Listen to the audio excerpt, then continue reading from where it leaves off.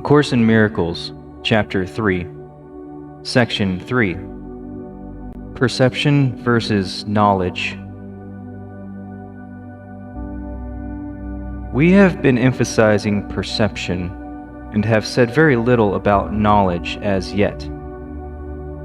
This is because perception must be straightened out before you can know anything.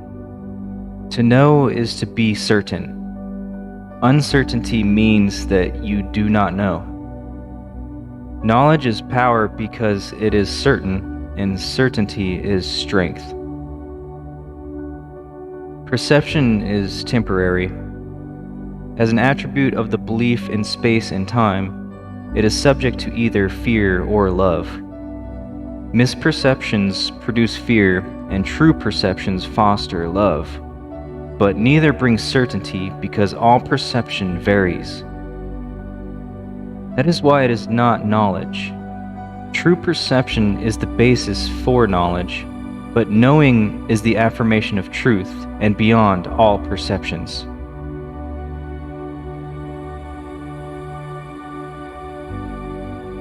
All your difficulties stem from the fact that you do not recognize yourself, your brother, or God.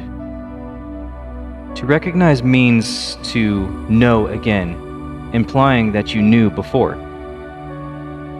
You can see in many ways because perception involves interpretation, and this means that it is not whole or consistent. The miracle, being a way of perceiving, is not knowledge. It is the right answer to a question, but you do not question when you know. Questioning illusions is the first step in undoing them. The miracle, or the right answer, corrects them. Since perceptions change, their dependence on time is obvious. How you perceive at any given time determines what you do, and actions must occur in time. Knowledge is timeless because certainty is not questionable. You know when you have ceased to ask questions.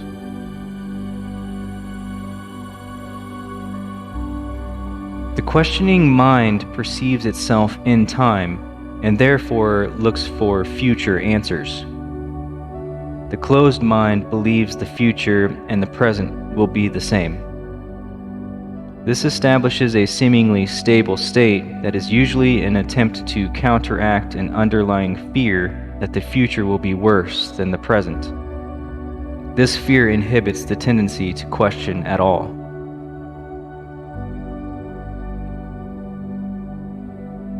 True vision is the natural perception of spiritual sight, but it is still a correction rather than a fact. Spiritual sight is symbolic and therefore not a device for knowing. It is, however, a means of right perception, which brings it into the proper domain of the miracle. A vision of God would be a miracle rather than a revelation. The fact that perception is involved at all removes the experience from the realm of knowledge. That is why visions, however holy, do not last. The Bible tells you to know yourself, or to be certain. Certainty is always of God. When you love someone, you have perceived him as he is, and this makes it possible for you to know him. Until you first perceive him as he is, you cannot know him. While you ask questions about him, you are clearly implying that you do not know God. Certainty does not require action. When you say you are acting on the basis of knowledge, you are really confusing knowledge with perception. Knowledge provides the strength for creative thinking, but not for right doing. Perception, miracles, and doing are closely related. Knowledge is the result of revelation and induces only thought. Even in its most spiritualized form, perception involves the body. Knowledge comes from the altar within and is timeless because it is certain. To perceive the truth is not the same as to know it.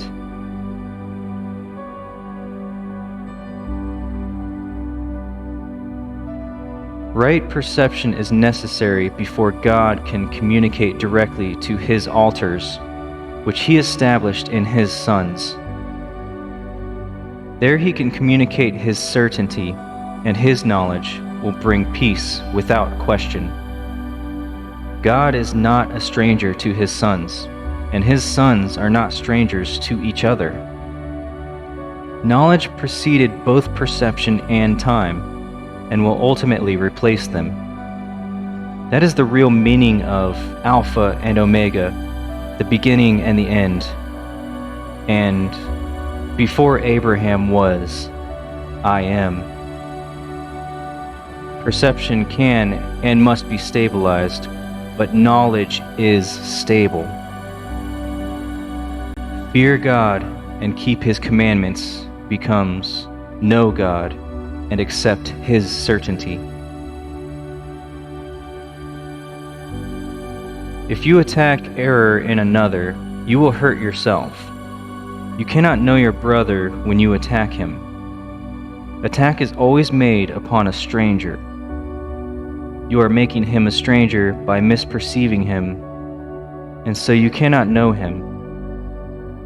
It is because you have made him a stranger that you are afraid of him. Perceive him correctly so that you can know him. There are no strangers in God's creation.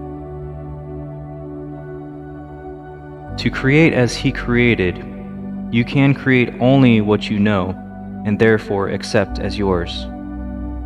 God knows His children with perfect certainty. He created them by knowing them. He recognizes them perfectly. When they do not recognize each other, they do not recognize Him. This concludes Section 3.